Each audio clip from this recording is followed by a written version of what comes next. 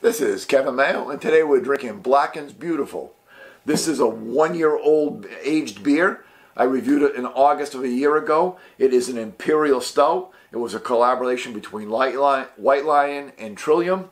And like I said, it's been in my fridge for a year. Really, really loved this beer when it came out originally. Drank a couple of them, saved one can.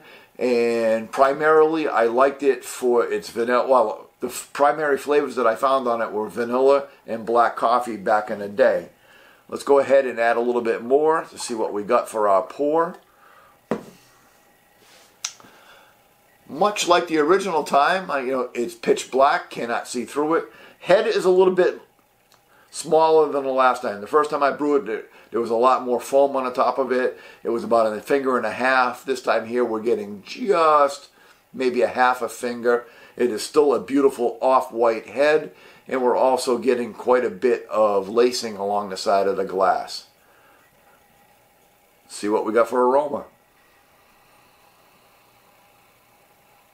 So the vanilla is definitely dissipated. I hardly pick up any vanilla on it at all. A little bit of milk chocolate. Last time I talked a lot about like a rum flavor and aroma. I am still getting that, though this is not a rum barreled aged beer.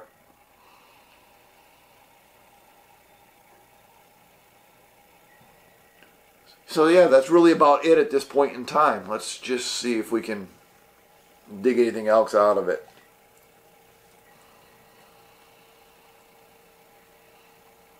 By stirring it up, I got a little bit of a dark fruit, maybe a little bit of a fig or a raisin. Let's go ahead and give it a taste. Cheers.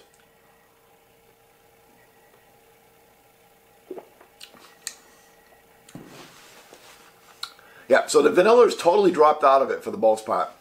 I mean, maybe just a hint of it. The black coffee, rather than being prevalent, is at the back end of the aroma, back end of the flavor. It's still there, but my initial taste doesn't pick it up, but it really ends with a strong black coffee flavor. A rather delicious black coffee too, almost like going to a roasted black coffee, so almost like going to a Starbucks on a black coffee. So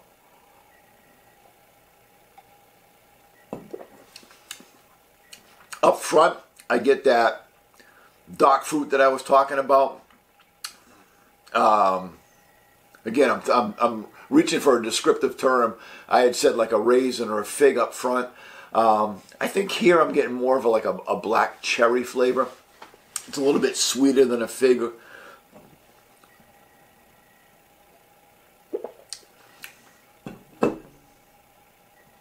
Super smooth, super creamy. That dark cherry, just a delicious mouthfeel on it. I mean, just phenomenal. Still getting some alcohol. I got some alcohol last time. I still get a little bit of alcohol in here. It's 9%. It's not unheard of.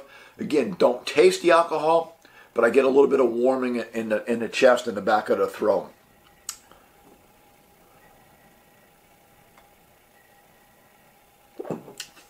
Judging by what I had said about this last time, the flavors are more subdued. It's held up fairly well. Again, it's really creamy. Mouthfeel is great. It's kind of a warm, roasty beer. The vanilla's dropped out for the most part. Again, just as I was talking, what are we, 4 or 5 sips in? All of a sudden, I got a hint of vanilla picking up now at the back end, at the very back end of it. But it's a little bit of dark fruit. A little bit of, not a lot going on in the middle, but kind of like a sweet, creamy flavor.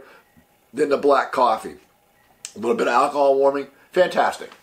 I mean, it wasn't a beer that they brewed to age. It's held up well. I think the original beer was probably a little bit better than this. I've had other beers that I've aged, other stouts that I've aged like this that have kind of improved with age. I don't want to say this is definitely not a terrible beer at this point. I think up front it was a better beer. So, till next time, keep drinking.